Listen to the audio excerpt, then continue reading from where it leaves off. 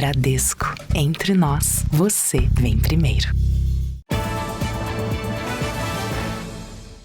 Olá, boa noite. Boa noite. O Jornal da Record acompanhou mais um dia de trabalho das equipes que procuram pelo helicóptero desaparecido na região da Serra do Mar, em São Paulo. Com a ajuda de drones e do sinal captado por aparelhos de celulares dos passageiros, os policiais procuram por vestígios da aeronave no meio da mata.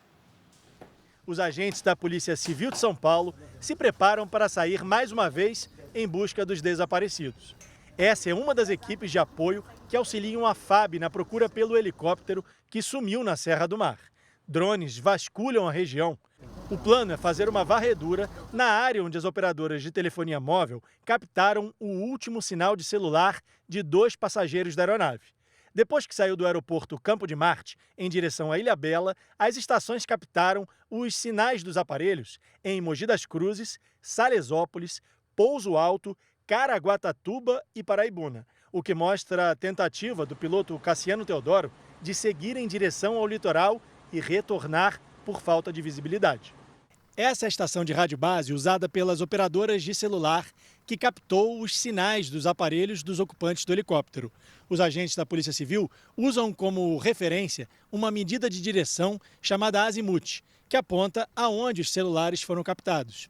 Quando a estação identificou a presença dos aparelhos, o helicóptero estava no máximo a 2 quilômetros nessa direção.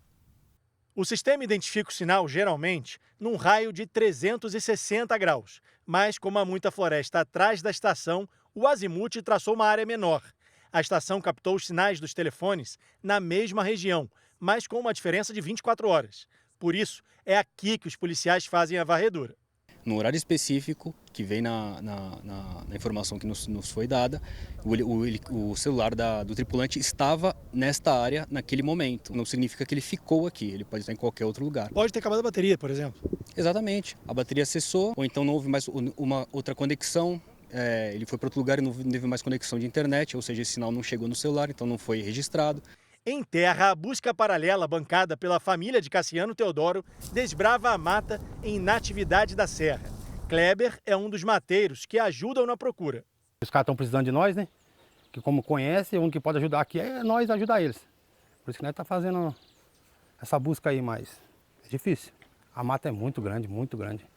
O avião da Força Aérea tem sobrevoado com frequência e em zigue-zague a área em que as equipes avançam por terra. A região é de mata fechada e há também a represa de Paraibuna. O 10º dia de buscas terminou sem encontrar sinais do helicóptero nem dos desaparecidos. A polícia do Rio de Janeiro descartou a hipótese de que o menino desaparecido na Barra da Tijuca tenha sido raptado por argentinos. Novas imagens revelaram que a família que conversava com o garoto foi embora da praia sem a criança. Foi por volta de 4h50 da tarde da última quinta-feira que a família deixou a praia da Barra da Tijuca, zona oeste do Rio. Minutos depois, os argentinos chegam ao hotel onde estavam hospedados. Edson Davi não está entre as crianças. A polícia seguiu os passos dos turistas depois que fotos mostraram o menino brincando na areia com eles. A Delegacia de Descoberta de Paradeiros descartou que Edson Davi tenha sido sequestrado. Os argentinos já prestaram depoimento e não são suspeitos. A polícia diz que já analisou centenas de imagens de pelo menos 7 pontos aqui da orla.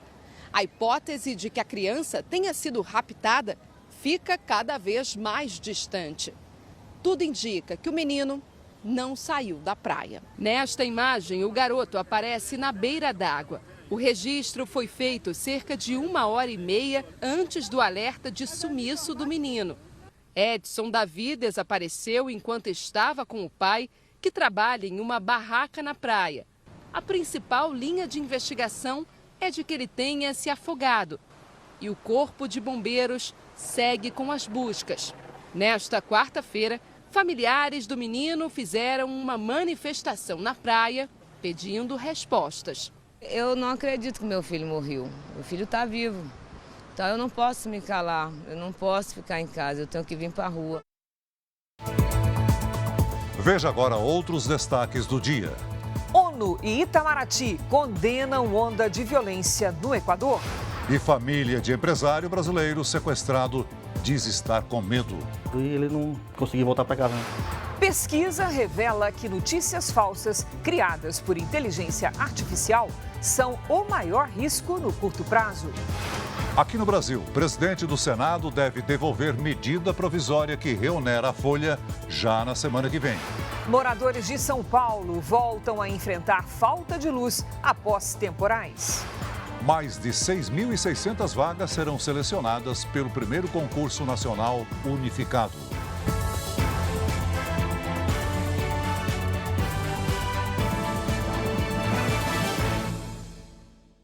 Oferecimento Bradesco. E para você, o que vem primeiro em 2024?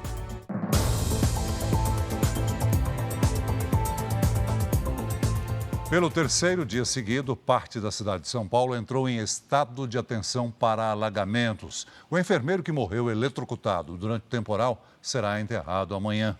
Vários bairros estão sem luz neste momento e desde a segunda-feira, uma casa de repouso criou um plano de contingência para garantir que os idosos recebam alimentos e remédios. Os 85 idosos passam boa parte do dia do lado de fora por causa do calor. Mas quando começa a chuva não tem jeito, precisam entrar e enfrentar o desconforto. Essa tem sido a rotina do lugar desde o temporal de segunda-feira. Cada dia é uma coisa diferente, mas é um caos. E aí a gente tem aí uma necessidade de compra diária de mantimentos, água, porque o filtro não funciona sem energia. O atendimento foi alterado para amenizar o impacto na saúde dos idosos. Para a dieta pastosa, o uso de sonda interal, a gente está armazenando na outra unidade. E as nebulizações de horário, a gente está usando o recurso de cilindro de oxigênio. Outra medida tomada por aqui foi levar as lâmpadas de emergência para a recarga. O procedimento pode demorar de 6 a 8 horas. Depois, elas são reinstaladas para que os idosos tenham um mínimo de iluminação no período da noite. São mais de 70 luminárias como essa sendo retiradas e recolocadas desde que o fornecimento de luz foi interrompido. Os responsáveis pela casa de repouso dizem que não conseguiram ter uma previsão de quando a energia vai retornar. Em nota, a concessionária afirmou que mais de 800 equipes trabalham para restabelecer o fornecimento. Disse ainda que, em muitos pontos, as quedas de árvores destruíram trechos inteiros da rede e que o trabalho de reconstrução é complexo e demorado. A chuva forte e as rajadas de vento derrubaram mais de 500 árvores na cidade. Na Zona Sul, o enfermeiro João José da Silva, de 62 anos, morreu depois de ser atingido por uma descarga elétrica. Ele ia levar a mulher ao trabalho quando um fio energizado atingiu o carro. Ao sair do veículo, João levou um choque e morreu na hora. O hospital inteiro ficou estático, né? Porque foi muito triste mesmo. A mulher dele não saiu do carro e sobreviveu. Não tente descer do carro, né?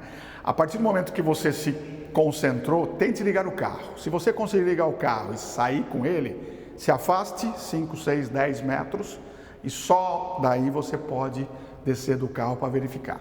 Quando um carro é atingido por uma descarga elétrica, a corrente passa pela parte externa do veículo em direção ao solo.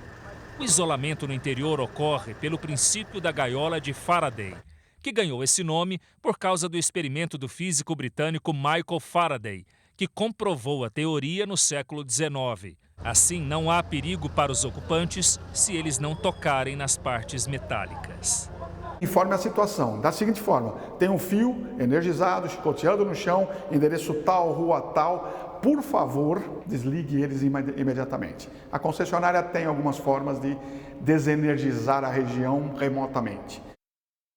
O IPVA está na lista de contas a pagar no mês de janeiro para os donos de veículos. A dúvida frequente é sobre qual a forma mais vantajosa de pagamento.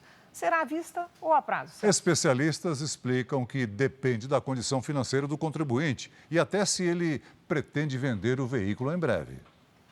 Sabe quando os boletos chegam todos ao mesmo tempo e ainda vêm as contas das festas de fim de ano? Você compra presente para um, para outro, você acaba fazendo algum tipo de viagem E tomar cuidado quando chega janeiro, a conta vem, né? Com o orçamento apertado, o músico José Augusto trocou o carro novo por um mais antigo e fez uma pequena reserva de emergência no ano passado. Mesmo assim, quando chegou o IPVA, no valor de R$ 930, ele preferiu abrir mão do desconto. Eu teria o dinheiro para pagar à vista, porém, como a taxa é pouco, essa taxa, então a gente preferiu parcelar. Os descontos para quem for pagar o IPVA à vista variam de estado para estado. Em São Paulo, por exemplo, é de 3%. Santa Catarina e Distrito Federal não oferecem nenhum tipo de benefício. Já o Rio Grande do Sul é o estado que aplica o melhor preço para aqueles motoristas que forem pagar à vista e tiverem direito a todos os benefícios previstos. Em São Paulo, o calendário de pagamento começa amanhã. Os contribuintes podem pagar em cota única ou parcelar em até 5 vezes. No Rio de Janeiro, o imposto pode ser pago em 3 vezes ou à vista, também com desconto de 3%. O estado do Espírito Santo permite o parcelamento em até 6 vezes ou de uma só vez com 15% de desconto. Mesmo o percentual à vista é oferecido em Mato Grosso do Sul. A dica dos especialistas é que o contribuinte deve optar pelo pagamento à vista apenas se tiver uma boa reserva financeira. Exemplo, eu tenho R$ 1.000 guardado, meu IPVA é de R$ 1.000. Pago à vista ou a prazo? Pago a prazo, porque eu vou ficar sem reserva se eu utilizar todo esse recurso financeiro. O parcelamento também é um bom negócio para quem pretende vender o veículo. Para quem pretende vender o carro nos próximos 1, 2 meses, é melhor você parcelar, porque assim você estará pagando a fração do uso desses 2 meses e não dos 12. As férias escolares e as viagens de verão fazem aumentar o movimento nas estradas brasileiras. Com o fluxo maior, cresce também a imprudência dos motoristas. Só no ano passado, quase 300 mil foram multados por ultrapassagem proibida nas rodovias federais de todo o país. A picape vermelha faz uma ultrapassagem indevida e obriga o carro que vinha no sentido contrário a ir para o acostamento. Logo atrás, um veículo preto repete a manobra ilegal e, por pouco, não bate de frente com uma carreta. A conduta, que principalmente ocasiona aí o tipo de acidente chamado de colisão frontal, que é um acidente que é responsável pela maior parte do número de acidentes graves nas rodovias baianas, que são aqueles que resultam em vítimas fatais ou então em vítimas com lesões graves. Mais de 292 mil motoristas foram multados pela Polícia Rodoviária Federal por ultrapassagem proibida nas rodovias federais do país no ano passado, um aumento de 17% em relação a 2022. E esse tipo de imprudência pode ter sido a causa do acidente que matou 24 pessoas esta semana no norte da Bahia. Um micro-ônibus e um caminhão bateram de frente. O verão e as férias escolares são 2 dos principais motivos para o aumento de até 30% no movimento das estradas baianas. Quase 40 mil motoristas foram autuados por ultrapassagem indevida no estado em 2023. A manobra provocou a morte de 235 pessoas. Para combater as infrações, a Polícia Rodoviária Federal aumentou as fiscalizações e tem usado drones. A maior preocupação é com as rodovias BR-101, que começa no Rio Grande do Norte e vai até o Rio Grande do Sul, e BR-116, que tem início no Ceará e termina no Sul Gaúcho. No caso das ultrapassagens indevidas, sempre fica o alerta para que o condutor ele obedeça, ele fique atento à sinalização da via. Se a via ela tem ali uma linha contínua, significa que naquele trecho ela não tem ali uma configuração que propicia aí a realização de ultrapassagem segura. Dirigir sob o efeito de álcool é uma das principais infrações cometidas. Até novembro de 2023, foram mais de 55 mil registros no Brasil pela PRF. Só na Bahia foram mais de 3 mil motoristas autuados, um aumento de 20% em relação a 2022. É destaque no noticiário internacional em todo o mundo. A onda de violência já deixou ao menos 10 mortos no Equador. 70 suspeitos foram presos. O presidente declarou guerra contra as 22 facções criminosas que aterrorizam o país. Daniel Noboa disse hoje que o Equador entrou em estado de guerra contra grupos terroristas. Não são estas grupos de delinquência organizado. Não são grupos do crime organizado, são terroristas, financiados pelo tráfico de drogas, tráfico de pessoas, órgãos e armas, afirmou o presidente. As ruas das cidades ficaram vazias nesta quarta-feira. O comércio fechou e as aulas foram suspensas. O brasileiro Natanael Romero vive há 2 anos na capital, Quito. O engenheiro, de 58 anos, conta que depois que criminosos invadiram uma emissora de TV em Guayaquil e fizeram jornalistas reféns, o pânico se espalhou pelo país. Por volta de 6 da tarde já ficou aquele silêncio que incomodou bastante, um silêncio do medo. E as ruas não tinham mais carros nenhum, nem barulho de ambulância, nem de sirenes, nada. Já o brasileiro Marcos diz que a situação atual do país é triste. Quando eu cheguei aqui há 4 anos e meio atrás, não tinha nada disso. Em 2017, o Equador registrava menos de 6 mortes por 100 mil habitantes. Um índice de assassinatos semelhante ao dos Estados Unidos na época. No ano passado, a taxa de homicídios alcançou 47 mortes por 100 mil habitantes. 8 vezes mais do que a marca que havia tornado o país o mais seguro da América do Sul. O Equador se vê agora em uma crise sem precedentes. Houve uma escalada da violência nos últimos meses. Em agosto do ano passado, Fernando Villavicencio, candidato à presidência, foi assassinado por narcotraficantes. Dias depois, um outro líder político, Pedro Briones, também foi vítima de ataque. Especialistas afirmam que o acordo de paz assinado entre o governo colombiano e as Farc, Forças Armadas Revolucionárias da Colômbia, fez o mercado de drogas migrar para o Equador. A última onda de violência foi desencadeada pela fuga de um dos traficantes mais poderosos do país. Adolfo Macias, conhecido como Fito, é chefe da gangue Los Choneros. Com o desaparecimento do traficante, o presidente já havia declarado situação de emergência no país. E um brasileiro, dono de um restaurante, foi sequestrado durante a onda de violência dos últimos dias no Equador. Eric ainda não acredita no pesadelo que a família está vivendo. O irmão dele foi sequestrado na saída de uma academia pela facção Los Lobos, um dos grupos criminosos mais violentos do Equador. Mas não parece muito real. Não dá para ter um entendimento total do que está acontecendo. O empresário Tiago Alan Freitas mora em Guayaquil, a maior cidade do Equador. Ele chegou em 2021 com os 3 filhos para montar o restaurante. Os criminosos entraram em contato com a família e exigiram um resgate. O filho dele publicou um vídeo pedindo ajuda. E enviamos todas as platas que tínhamos, não temos mais. Mensagens com áudios e vídeos foram enviados à família para forçar o pagamento do resgate. O vídeo que eles mandaram mostra um tom de ameaça mesmo, né? Com a arma apontada na cabeça dele, exigência, né? Dinheiro, depósito, essas coisas. Um vídeo forte nesse sentido. Segundo os irmãos do empresário, a polícia montou um centro de operações e passou a acompanhar o caso. Os policiais orientaram a família a não divulgar nenhum dos vídeos enviados pelos sequestradores e a evitar qualquer tipo de contato com os criminosos. Medo de perda, né? Se Deus me livre, as coisas forem caminhar para o lado errado e ele não conseguir voltar para casa, né? Esta brasileira morava em Quito, mas por causa da violência, há pouco mais de 2 semanas resolveu deixar o país, onde viveu por 9 anos. Você não pode ficar na frente da sua casa, dentro da sua casa também é muito inseguro, você tem que estar com grades na janela, grades na porta.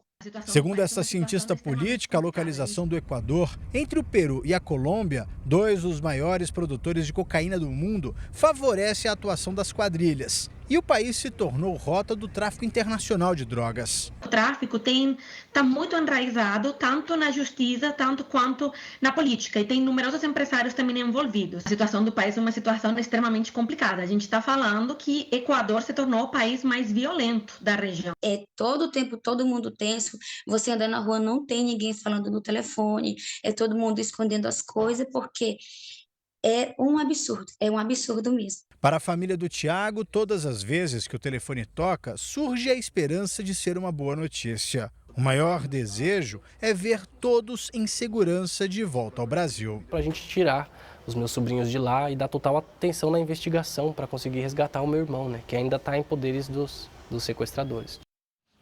O governo brasileiro acompanha com muita preocupação as notícias que chegam do Equador.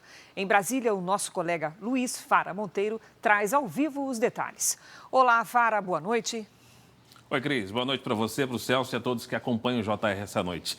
O presidente Lula convocou uma reunião com os responsáveis pelas relações internacionais do governo e a Polícia Federal Brasileira se colocou à disposição para agir contra facções criminosas no Equador.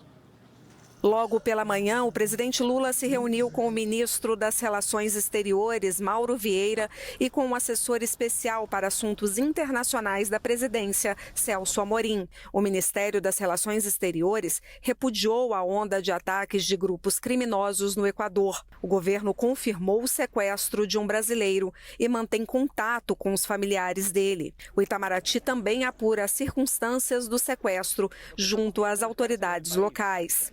A Polícia Federal Brasileira se colocou à disposição do governo equatoriano. Hoje, 3.500 brasileiros moram no país. No Ministério da Justiça, a expectativa é pela definição do substituto de Flávio Dino. O clima é de despedida, já que hoje seria o último dia de Dino à frente da pasta. Secretários já esvaziaram gavetas e o trabalho está em suspenso.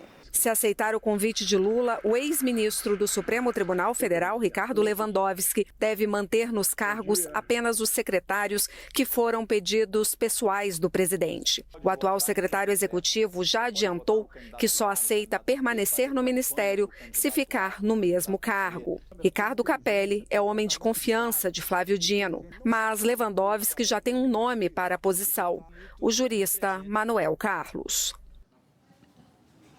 E o presidente Lula recebe amanhã pela manhã, ao mesmo tempo, no Palácio do Planalto, o ministro da Justiça, Flávio Dino, que tomará posse no Supremo no próximo mês, e o ex-ministro da Corte, Ricardo Lewandowski, que será confirmado no Ministério da Justiça, assumindo o lugar de Flávio Dino.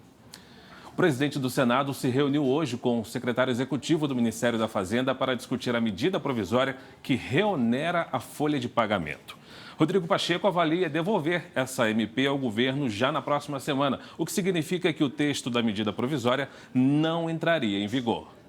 Com o titular Fernando Haddad de férias, coube ao secretário executivo Dário Durigan se reunir com Rodrigo Pacheco. O líder do governo no Senado, o senador Jacques Wagner, também participou do encontro.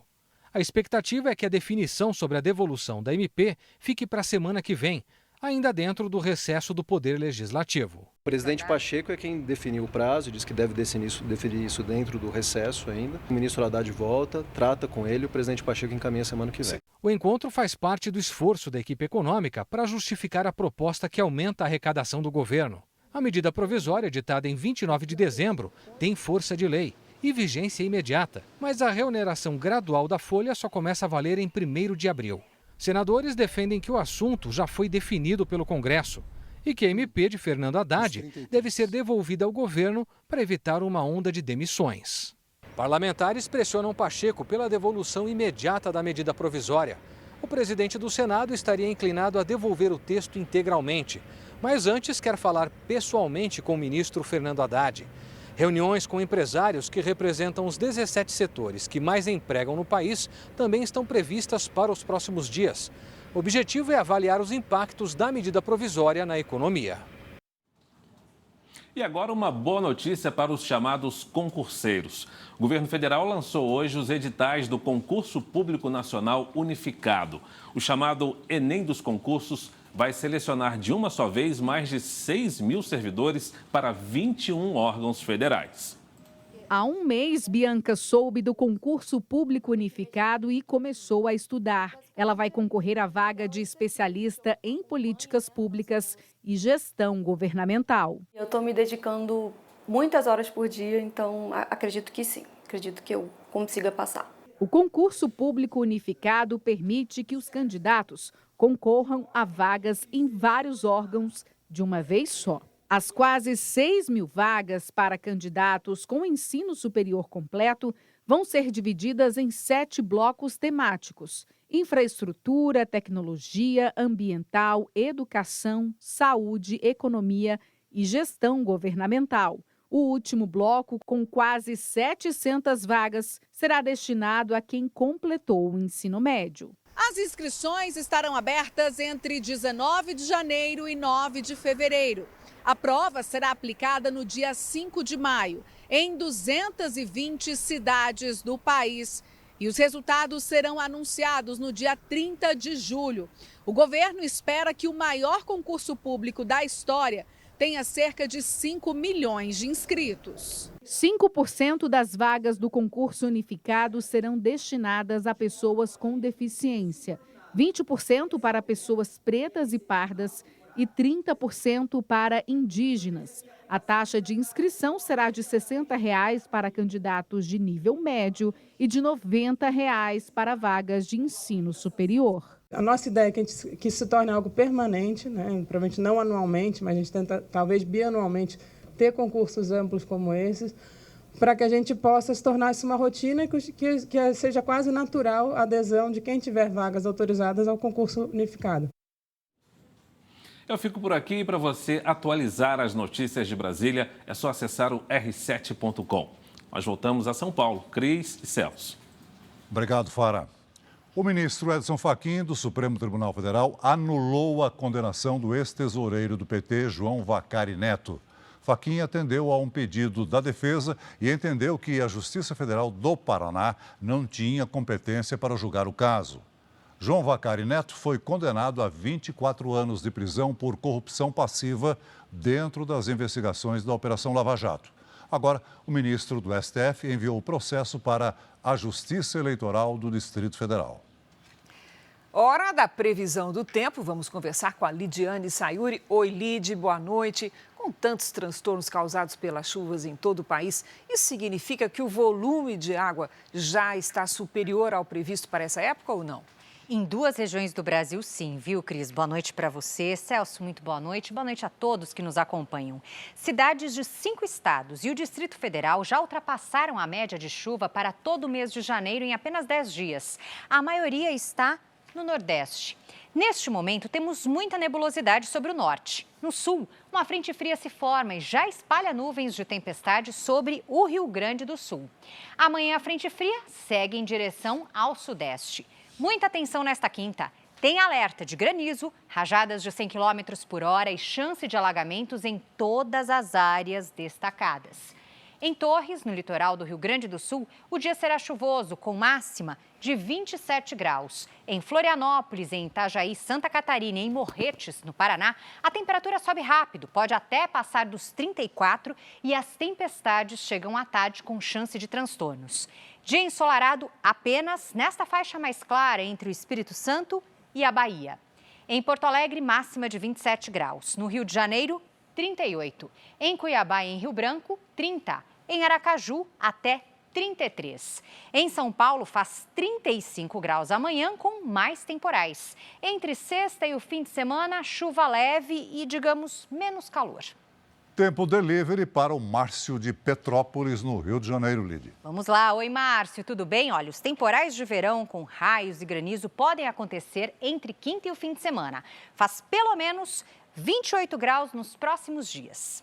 A Eliane é de Curitiba, no Paraná. Eliane, aqui na nossa tela, boa noite. Curitiba, mesmo com calor de 34, está em alerta para tempestades nesta quinta. Na sexta e no sábado, a chuva vem fraca e a temperatura cai. Mande seu pedido pelas redes sociais com a hashtag #VocêNoJR. Cris, Celso. Valeu, Lid. Até amanhã, Lid. Veja ainda hoje, irmão do brasileiro que estava sequestrado no Equador disse agora há pouco que ele foi libertado e está com os policiais. Saiba os riscos da plataforma de jogos online que se tornou febre entre as crianças. Polícia investiga cobranças de traficantes e milicianos para permitir obras públicas no Rio de Janeiro.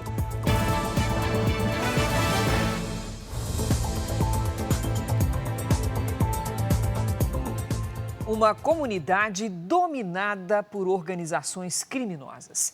Esse é o tema de um jogo de plataforma muito acessada por crianças na internet. O jogo permite ainda a interação com outras pessoas, muitas vezes adultos. Uma plataforma de jogos com experiências virtuais interativas. O Roblox tem 1 bilhão e 700 milhões de usuários no mundo e se tornou muito popular entre as crianças. Os jogos podem ser criados por qualquer pessoa e, segundo especialistas, esse é o perigo. Com design lúdico, atraem o público infantil, mas muitas vezes com conteúdo violento. Em um deles, uma comunidade é dominada pelo crime organizado e os jogadores têm que roubar veículos e comprar armas ilegais. O jogo de tiro na favela, ou de simulação de exército, ou seja lá como for, ele está sobre uma casca e um visual de um brinquedo infantil. E esse é o problema. Um outro risco da plataforma é que ela permite, olha só, jogar online com desconhecidos e os jogadores podem trocar mensagens. O problema é que muitas vezes, do outro lado da tela, há adultos se passando por crianças. Foi o que aconteceu com a filha de 10 anos desta mulher que não quer se identificar. Tinha foto íntimas dele. Quando eu peguei aquelas conversas de teor mais íntimo, eu fiquei chocada. Essa advogada especializada em crimes digitais diz que não adianta proibir as crianças de jogar. Os pais devem fiscalizar o conteúdo e as conversas. O ambiente virtual é um ambiente das crianças, dos jovens, dos nativos digitais. E esse ambiente a gente precisa entender como que ele funciona para essas crianças também serem educadas e o adulto se reeducar. Para a mãe da menina enganada enquanto brincava, fica o trauma. Teve que mudar tudo, mudou a rotina da família toda. Se eu, assim, que sou uma pessoa instruída, deixei passar, quantos pais que não podem deixar passar? Em nota, a plataforma afirmou que suspendeu temporariamente o jogo até que os desenvolvedores definam a classificação etária apropriada. Disse ainda que mantém canais para que pais e usuários façam as reclamações. O Ministério da Justiça analisa denúncias de que traficantes estariam cobrando taxas para permitir a continuidade de obras públicas em diversas cidades do Rio de Janeiro. Na capital do estado, os criminosos teriam exigido R$500 milhão para liberar a construção de um parque. As máquinas já trabalham no local há 4 meses. No lugar de uma universidade desativada, a promessa é de um parque arborizado e com equipamentos culturais. Mas o investimento público de R$65 milhões entrou na mira do crime organizado. Traficantes da zona norte da cidade estariam exigindo R$500 mil da construtora para permitir a continuidade das obras. O prefeito do Rio, Eduardo Paes, pediu a ajuda da Polícia Federal e do Ministério da Justiça. Isso é inaceitável. Não pode ter nenhum grupelho de vagabundos, de delinquentes, achando que vão impor a sua força, a sua lei, as suas regras em qualquer território da cidade. Seja ele miliciano, traficante, aliás, não tem, pelo que eu vejo na imprensa, não tem mais diferença. A Prefeitura do Rio informou que as obras não serão paralisadas. A denúncia revela que a prática, comum em áreas dominadas por milicianos, agora também tem sido adotada por traficantes. Segundo o Ministério da Justiça, outras cidades do estado têm relatado o mesmo tipo de cobrança. No ano passado, traficantes chegaram a exigir R$200 mil para liberar obras em São Gonçalo, na região metropolitana. Uma operação da Polícia Federal, que terminou com 5 presos no mês passado, também revelou cobranças da milícia à Prefeitura do Rio. O Ministério Público diz que o absurdo foi documentado.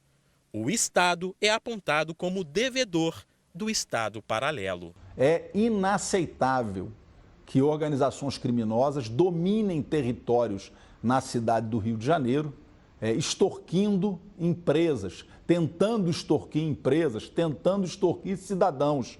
Isso não é aceitável, é inaceitável. Isso destrói a economia do Estado, destrói o desenvolvimento do Estado e a Polícia Federal vai atuar nessas investigações que estão no bojo das investigações contra as organizações criminosas que atuam no Rio e no Brasil.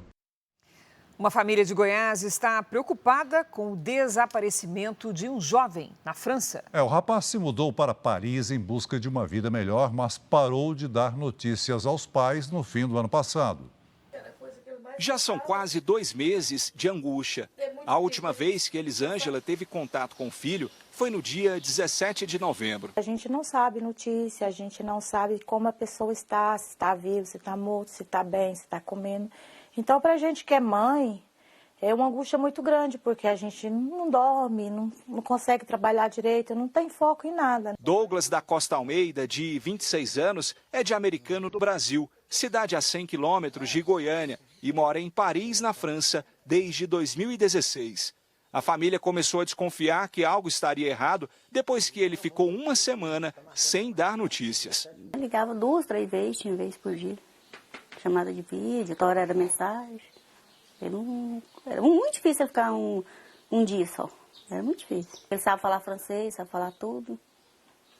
E não entrou em contato, nem nada. 3 dias depois da última mensagem, o pai de Douglas recebeu uma ligação de uma pessoa que se apresentou como amiga do filho. A mulher disse que Douglas tinha sido preso pela imigração francesa. A família entrou em contato com a Embaixada do Brasil na França em busca de respostas. Por e-mail, a diplomacia brasileira informou que não existem registros de que Douglas esteja preso na França. A Record, o Itamaraty disse que não pode fornecer informações sobre casos de assistência a cidadãos brasileiros, mas que está à disposição da família. O pai de Douglas conta que não conseguiu falar mais com a suposta amiga do rapaz. Não sabe quem é essa mulher, não sabe. Não tem número dela, não tem assim, nós nunca viu ela. É muito triste a gente passar por tanta coisa assim, a gente criar um filho, depois ele sumir assim do nada, desaparecer, sem notícia. Não é fácil. A Embaixada da França no Brasil não respondeu aos nossos contatos. No Rio de Janeiro, 11 pessoas foram presas e um menor apreendido. Eles são suspeitos de fazer parte de uma quadrilha que vendia falsos bilhetes do metrô. O flagrante é na estação do metrô da Pavuna, zona norte do Rio. As câmeras de segurança mostram os fraudadores em ação. Um dos suspeitos usa um cartão virtual por aproximação no celular para liberar a entrada na catraca. Outros integrantes da quadrilha recebem dinheiro dos passageiros. A gente estima que cada um desses integrantes eles consigam vender cerca de R$2.000 em passagens. As imagens mostram que em poucos segundos eles vendem uma dúzia de passagens. Uma operação conjunta das polícias civil e militar prendeu 11 pessoas da quadrilha. Um adolescente também foi apreendido. Os presos vão responder por estelionato, associação criminosa e corrupção de menores. Segundo a polícia, eles usavam dados de outras pessoas para criar cartões de crédito virtuais e vender as passagens por um preço mais barato do que é cobrado na bilheteria. Após a descoberta da fraude, os bancos estornavam os valores e o prejuízo ficava com o metrô. Com os suspeitos foram apreendidos quase R$800 em espécie e 8 aparelhos de telefone celular. Vamos representar pela quebra dos dados telemáticos e com a extração desses dados, com certeza, vamos rastrear o dinheiro para onde é que é, para ver aonde, se existe um destinatário específico desses valores, para a gente conseguir identificar se há realmente outros integrantes da cúpula dessa organização.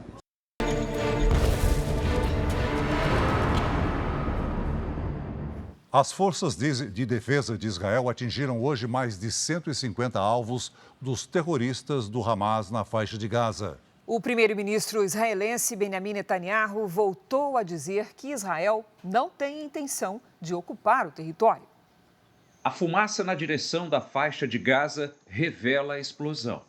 O exército israelense encontrou mais de 1.500 túneis do grupo terrorista Hamas em 3 meses de operação. Nos locais havia armamentos, incluindo bombas que seriam usadas nos ataques contra Israel. Em meio à guerra, há preocupação com os civis que vivem na região.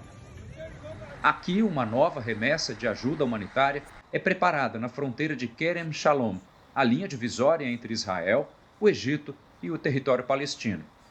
O exército israelense afirma que dezenas de caminhões passam para Gaza diariamente. Cenas como esta têm sido comuns aqui na fronteira com a faixa de Gaza. E segundo o exército de Israel, só não são mais frequentes devido às dificuldades criadas pelos terroristas do Hamas desde que a guerra começou em outubro. O comandante da operação explica que a população palestina tem sido vítima do Hamas e que o grupo usa os moradores de Gaza como escudos humanos. A nossa equipe conseguiu chegar até os caminhões prontos para a travessia a área tem circulação restrita e só agora foi aberta aos jornalistas. A partir deste ponto, nós conseguimos ver melhor todos esses caminhões que estão estacionados por aqui, prestes a entrarem na fronteira. Aqui, por exemplo, vai levando uma grande carga de farinha. Mas não fica só nesse não. Tem um outro, aqui bem do lado. Aqui a imagem já é um pouco diferente, porque ele está carregado, na verdade, com várias caixas. Vamos nos aproximando aqui para ver o que é que tem. Aqui, ó, vai levar vagem. E dá para perceber ainda que está um pouquinho gelado, o que presume que essa carga foi refrigerada. E logo aqui do lado, outras caixas. Ali para frente, está tudo cheio de carne. E quando a ajuda chega a Gaza, a multidão cerca os caminhões. Hoje, em Jerusalém, centenas de pessoas se reuniram no Muro das Lamentações para pedir a libertação dos reféns que ainda estão no território palestino.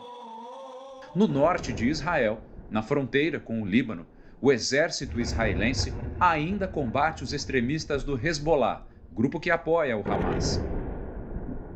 No Mar Vermelho, rebeldes do Iêmen, que também defendem o Hamas, realizaram um dos maiores ataques, que tinha como alvo um navio americano.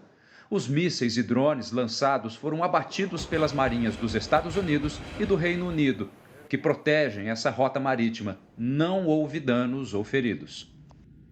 O Conselho de Segurança da ONU exigiu hoje o fim dos ataques dos rebeldes do Iêmen a navios no Mar Vermelho. A resolução teve 11 votos a favor e 4 abstenções, da Rússia, China, Moçambique e Argélia. O texto também estabelece a libertação de uma embarcação japonesa que foi capturada pelos rebeldes. Veja a seguir, Dorival Júnior é confirmado como novo técnico da seleção brasileira. Faltam 10 dias para o início do Campeonato Paulista e alguns clubes ainda apresentam os novos jogadores para a torcida. Mais de 150 donos de motos aquáticas foram notificados por irregularidades durante a Operação Verão em Santa Catarina.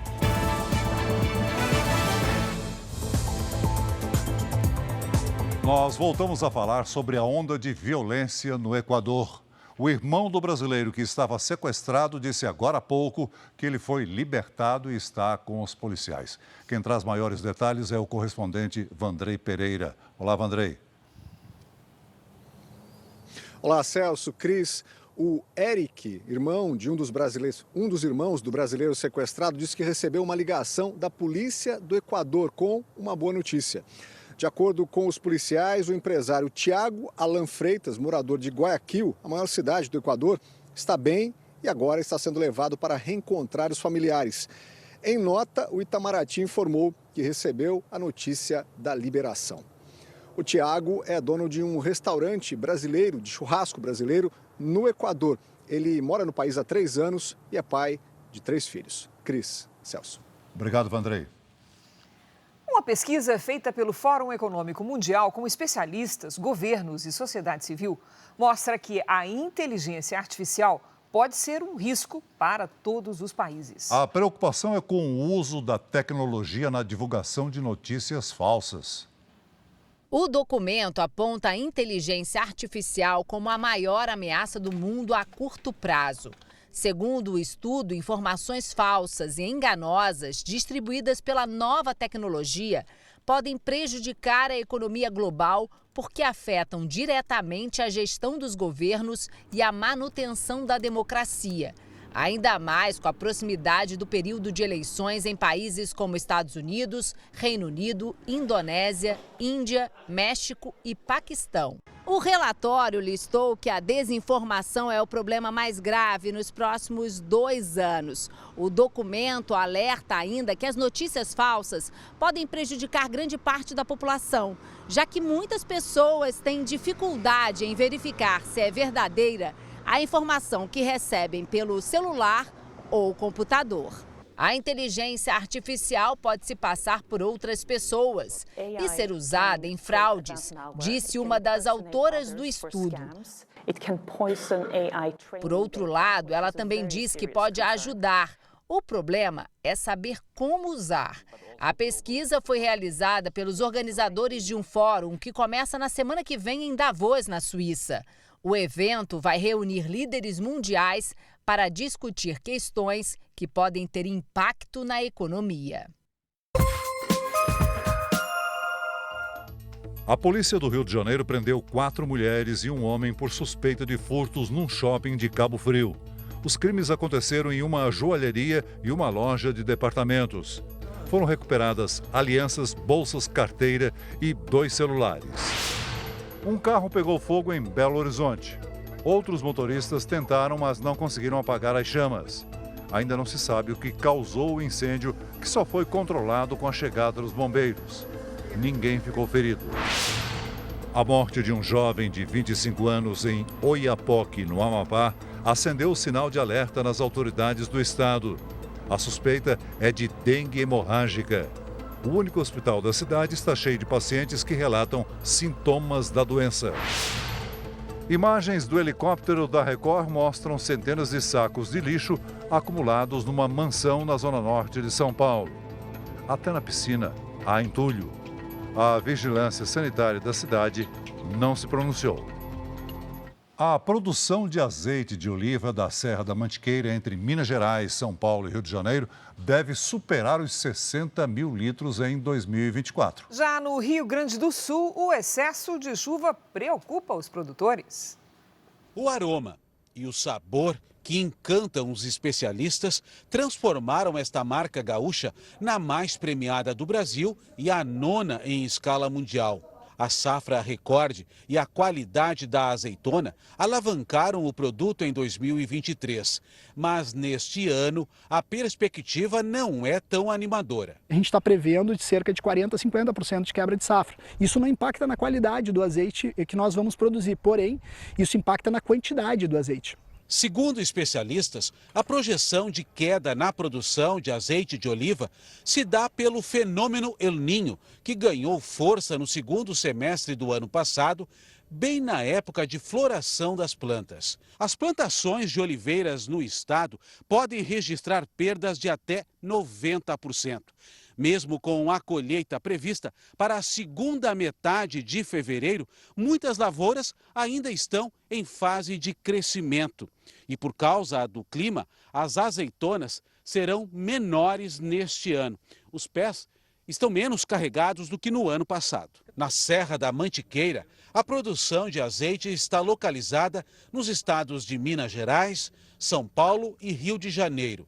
A condição climática favoreceu a florada e as oliveiras.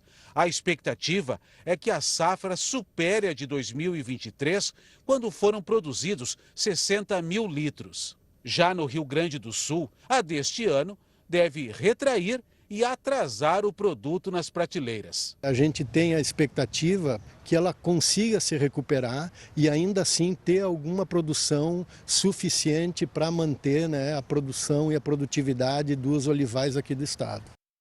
Mais de 150 donos de motos aquáticas foram notificados por irregularidades durante a Operação Verão em Santa Catarina. Um piloto que fez uma série de manobras perigosas chegou a ser agredido pelos banhistas. O Léo é um apaixonado por adrenalina. Já é piloto de moto, mas quer diversão também na água.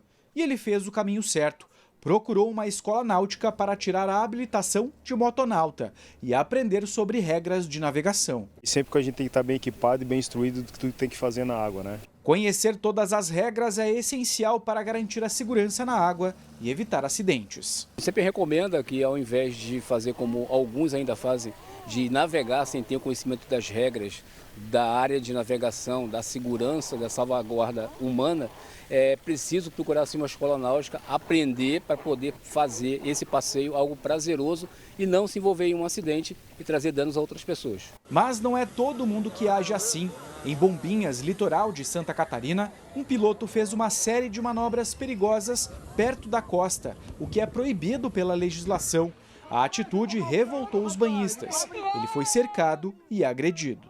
Sair da praia acelerando, navegar paralelo à praia e com isso ele está botando em risco a a integridade física do banhista. A Capitania dos Portos é a responsável por fiscalizar as irregularidades cometidas durante a navegação.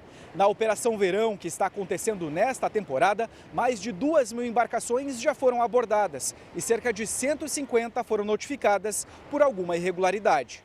Excesso de velocidade e pilotar sem habilitação estão entre as infrações mais comuns. A multa pode passar de R$ 2.000 e a moto aquática pode ser apreendida. Agora é oficial. Dorival Júnior foi confirmado como novo técnico da seleção brasileira. O repórter Marcos Marinho está na CBF no Rio de Janeiro e tem mais informações. Olá, Marinho. Então agora é certo. Agora é certo sim, Cris. Boa noite para você, boa noite a todos que estão com a gente aqui no Jornal da Record. Dorival Júnior será apresentado amanhã à tarde aqui na sede da CBF. Ele vai substituir o treinador interino Fernando Diniz e a expectativa é que esteja à frente da seleção na Copa de 2026. Esse ano tem ainda pela frente a Copa América e o desafio de tirar o Brasil da incômoda sexta posição nas eliminatórias. Em março, os primeiros compromissos em amistosos contra a Inglaterra e a Espanha. Para acertar com Dorival, a CBF topou pagar a multa rescisória ao São Paulo de R$ 2 milhões. Treinar a seleção brasileira sempre foi o grande sonho do técnico paulista, que está com 61 anos. Cris, Celso. Valeu, Marcos. Paulistão 2024 é aqui na Record. No próximo dia 21, a partir das 6 da tarde, você assiste à estreia do Corinthians contra o Guarani. Hoje o dia foi de apresentação de jogadores. Alguns são estrangeiros e se esforçam para se adaptar rapidamente ao futebol brasileiro. O volante Aníbal Moreno mal chegou da Argentina ao Palmeiras e já entendeu bem a importância do Campeonato Paulista. Sempre os chicos me dizem da importância. Sempre ouvi falar da importância deste título. Todos estão treinando forte porque faltam poucos dias para a estreia. O Santos, que contratou um time inteiro, apresentou hoje 2 reforços. O lateral Rainer realizou o sonho da mãe. Quando eu contei para minha mãe que o Santos tinha possibilidade de eu vir para o Santos, o olho dela brilha. Imagina então como ficou o Giuliano, que pode vestir a mítica camisa 10 do Peixe no Paulistão. Se isso acontecer, é um motivo de muito orgulho que poucos podem ter. De vestir uma camisa que foi vestida pelo rei do futebol.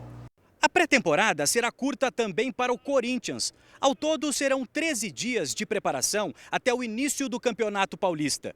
Por isso, o técnico Mano Menezes não perde tempo e já testa um possível time titular.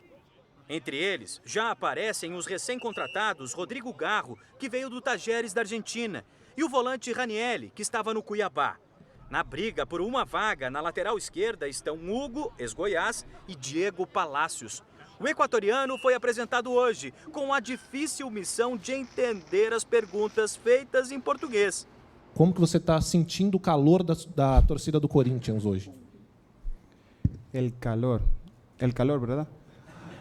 Como que você está sentindo a energia da torcida? Como a torcida está te recebendo hoje? Energia. No, siento que el equipo está muy concentrado en lo que quiere. La energía, la unión, la familia que estamos teniendo es muy fuerte. Pelo menos Palacios disse que o técnico Mano Menezes fala bem devagar e ele entende bem. E para fazer companhia ao Diego Palacios, o zagueiro equatoriano Félix Torres foi confirmado hoje. Torres, acabou, tá? Chega amanhã. Tá bom? Chega amanhã. Essa edição termina aqui e à 00:30 tem mais Jornal da Record. Fique agora com a novela Jezabel. E logo depois de Quando Chama o Coração, tem Pecado Mortal, edição especial. Não perca. Ótima noite para você. Boa noite.